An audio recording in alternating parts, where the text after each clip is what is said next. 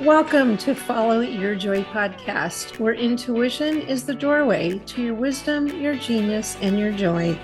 I'm your host, Marla Diane, and I've been transforming creative entrepreneurs' lives for over 26 years.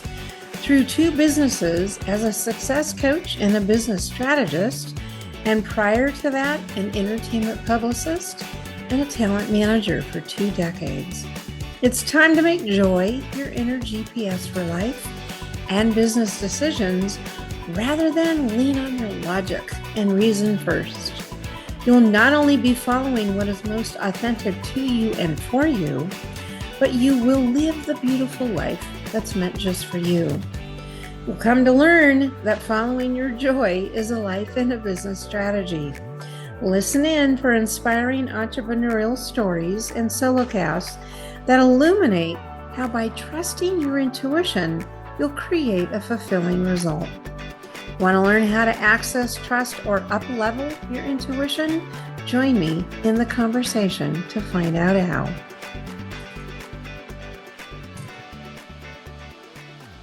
We are back. It's episode 18. Hello, everybody. The episode is called How Travel Can Be a Dynamic Brand and Business Builder, the Laptop Lifestyle. Today, I'm taking you behind the scenes about my 2-week trip to glorious, beautiful Italy, Rome, and the Amalfi Coast. And for a few reasons. It's always fun to hear about travel adventures to foreign countries and how it may feed and inspire your wanderlust. Secondly, with amazing destinations like the Amalfi Coast, Positano, stunning Capri, the town of Amalfi, and medieval town of Ravello, also comes funny bloopers. I'm sure you're going to relate with some of these that I'm going to share. And then thirdly, I'm pulling back the curtain in how to integrate travel into your personal brand, which elevates your business while attracting like minds as clients. Because in my world, when you're in a high vibration location like Italy, your brand elevates, right? I always aspire for you to do your best to find a place, even in your everyday doings of working, as a high vibration, right? Can even mean getting out of the house and going to a hotel and spending time in their lobby, ordering a cappuccino and sitting in, on a couch. There is a app that I use, and it's day passes. Right? It's day passes where you can go spend the day at any resort. You have access to their pool, to their gym, to, what have you. Spend a whole day and you can work there in their, expansive, lobby area or wherever you want to sit, or even, in a hallway, even outside by the pool. And take your work there. So the bottom line is, think about a high vibration place that you're working. Okay, I digress. So this episode is released October 12th. That's today. But I just got back a week ago. And this was the third time I'd been to Italy since 2017. See, I have a commitment to my joy. And that is by traveling to Italy at least once a year. Well, the pandemic prevented that the last 2.5 years. So to say the least, I was well overdue and ready for fun and adventure and to return back to what I call my soul space. Yeah, Italy. I planned it since April, right, of this year. So everything was pretty much paid for by the time that my friend Joseph and former client, Joseph Ryder, we had left except for incidentals, taxis, some trains, and food, right? I also intended for the first time in a decade not to work much while traveling and not to bring my laptop. I mean, Tell me, that was like a major milestone for me. I only used my phone, right, and WhatsApp, and it all worked beautifully. See, what I did is I set up with my clients to connect with me anytime on WhatsApp while I was there, but no scheduled Zoom sessions until we got back. Only everyday support and guidance, which is something we do regularly anyway. And I had my team do a few minor projects while I was gone and have access to me over WhatsApp. So I did light work, like, for example, one of the rainy days. Yep, it rained the second week we were there. It was beautiful, sunny the first week. Second week, which was on the Amalfi Coast, it was kind of on and off rain. But anyway, one of the rainy days in Vico Equensa, which is a small, charming town right near Sorrento, and that's where our Airbnb was. I was just walking along the cobblestone streets. I was shopping. I was just taking in, just being in that and that atmosphere. And I literally stood on a corner with my umbrella and gladly coached a client on her sales system. I probably talked about 20, 25 minutes. And then, I was back to what I was doing. And then later in the trip, I also sent audio messages and texts on WhatsApp to my team as we reviewed some content for social media. But for the most part, again, for the first time, I carefully arranged no major work, no launches, no Zoom sessions, right, that I normally do while traveling. I was in a serious need of unplugging to refresh my soul and my spirit, which it did. I was actually looking forward to coming back after 2 weeks. I was ready. So I have a rule. If I'm gone 2 weeks or less, I'll limit the work that I do while traveling. But if it's a month-long stay, like I did in 2017 in Florence, I bring my work with me and I definitely run my business as normal. Speaking of my first month-long stay in Italy and first trip as well in 2017, I want to share my biggest challenge learning the laptop lifestyle, who I was being mentored, right, by my coach at the time. And that challenge was my mindset. See if this kind of lands with you. I had to recalibrate my thinking that I could have play and work in the same day, let alone the same sentence, right? Is I learned to give myself permission to have fun while working. I'd see if you relate with this. I was imprinted in childhood with a great work ethic, but the you can't go out and play until your chores and homework are done landed too far on me. Whereas an adult, I had a challenge giving myself permission to not finish a project, go out and enjoy myself, and come back to finish the work. Seriously. I had to recalibrate my mindset and give myself permission to play, okay, to play and work all in the same day. I know it sounds kind of crazy, but I don't know, maybe you can relate. So, for example, okay, Italy's 9 hours ahead. And this is what I did back then in 2017 to begin recalibrating, is that 9 hours gave me the advantage, right, to really start changing. Because daytime, while my clients and team were sleeping, I was on walking tours. I was another day, a full day at Cinque Terre region, sightseeing Tuscan towns of Siena and Pisa. And then I would come back to work for a few hours from 6 to 9 p.m. Italy time, which was, 9 to 12 USA time. I did coaching, Zoom sessions, marketing, and my usual work. I finally began to see how fun it was, and I began to shift. Since then, my standards are fun, joy, and productivity, which all go together rather than the hustle and the grind mode. I did the same in 2018 when I visited Cortona and Lake Como in Rome. Again, fun, joy, and productivity.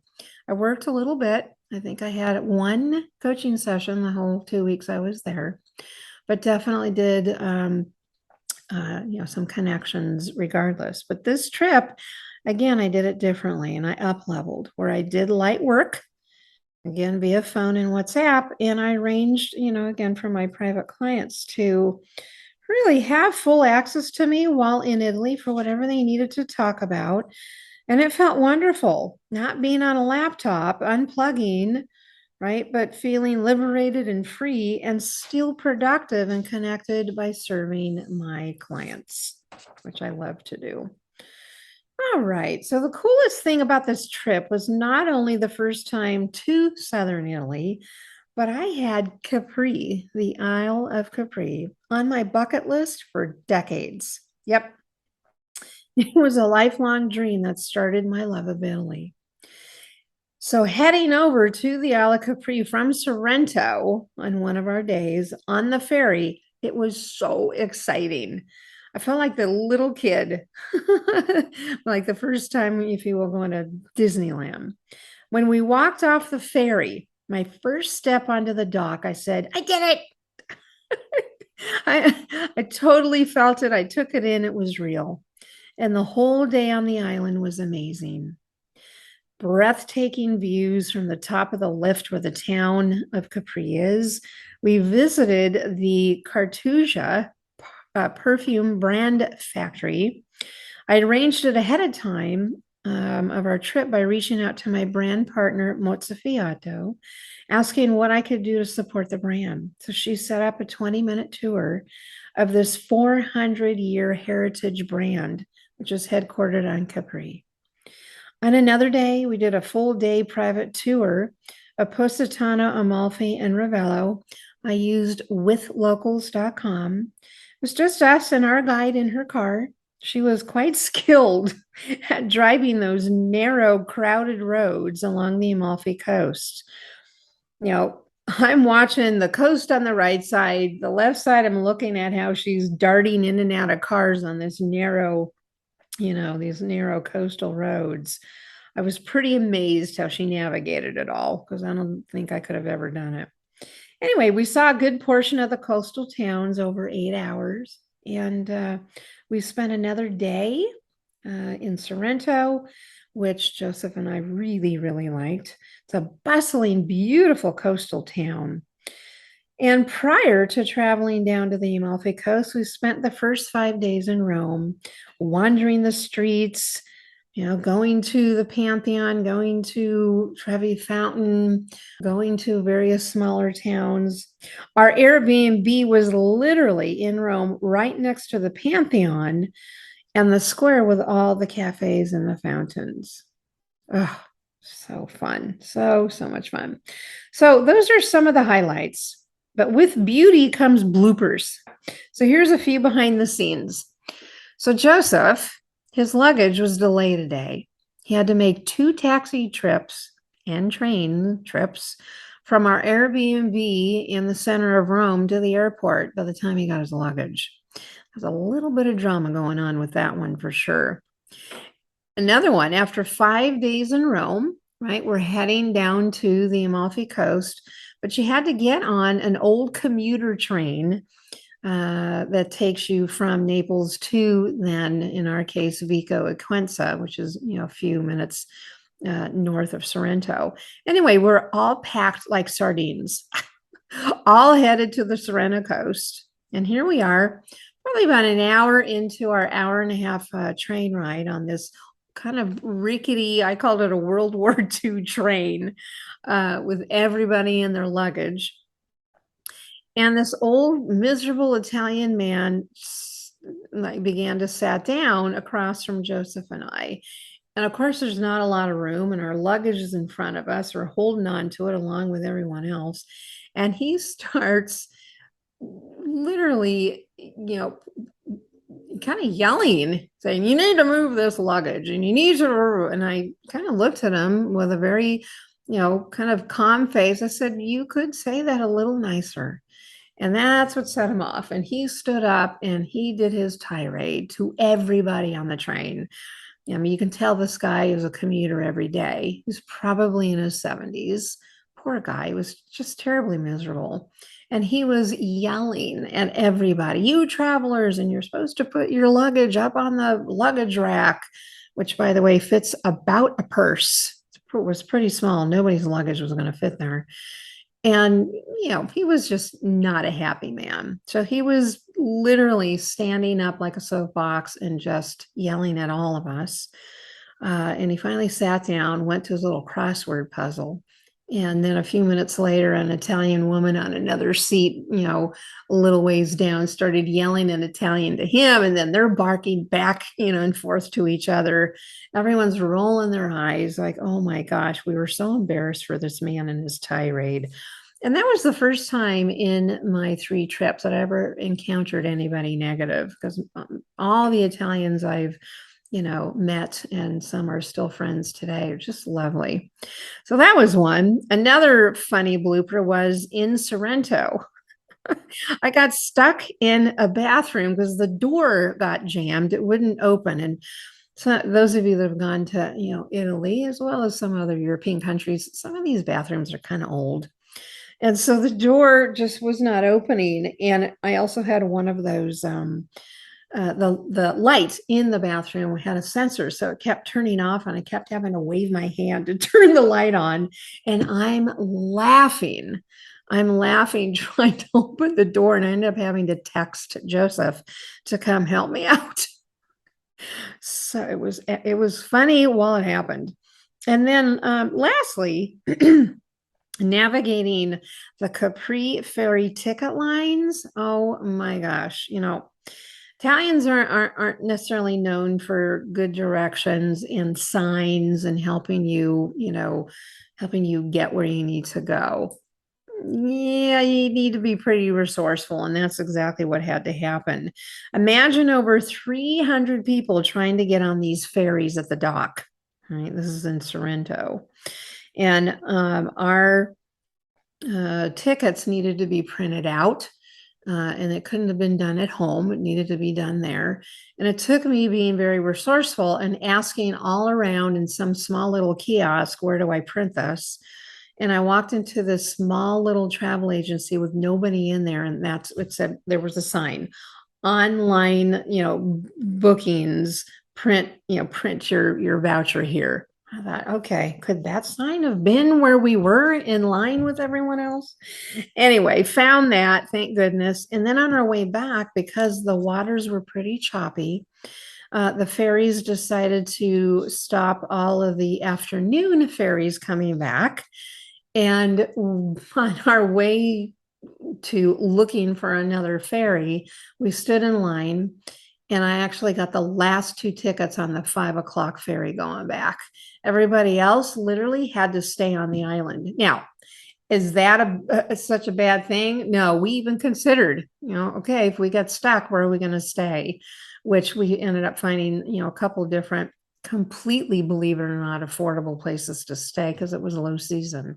So anyway, that's some of the bloopers. That's some of the craziness that happens right while you travel. I'm going to now go into kind of point 3, which is, let's pull back the curtain and how to integrate travel into your personal brand, which definitely elevates your brand while attracting, like minds as clients. So when I composed my rebrand in 2017, and that was a major transformation for me back during that time. And going forward with every other new rebrand, and I've had 2 of them since, is I always include my passions, and that are typically the feminine traits of joy and freedom and play, obviously travel, Italian culture, intuition, adventure, fun, beauty, imagination, artistry, music, and romance into my brand content. This is literally words and images on my lookbook for my brand. So not only does my website have that look and feel, marladiane.com, but of course, my social media. So I shared this bucket list experience, this 2-week experience with my communities with engaging conversations and reels and posts and stories because my intention to integrate travel is to be as authentic as possible in my branding. I love Italy and I love travel. I need to walk the talk and I want to attract the same. That is a form of brand positioning. My intention is always to inspire when I post anything on social media.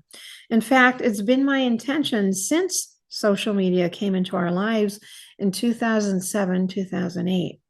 I taught it back then as a social media expert, which was the first iteration of my coaching business coming off of 20 years of being an entertainment publicist. So I was in the PR industry, right?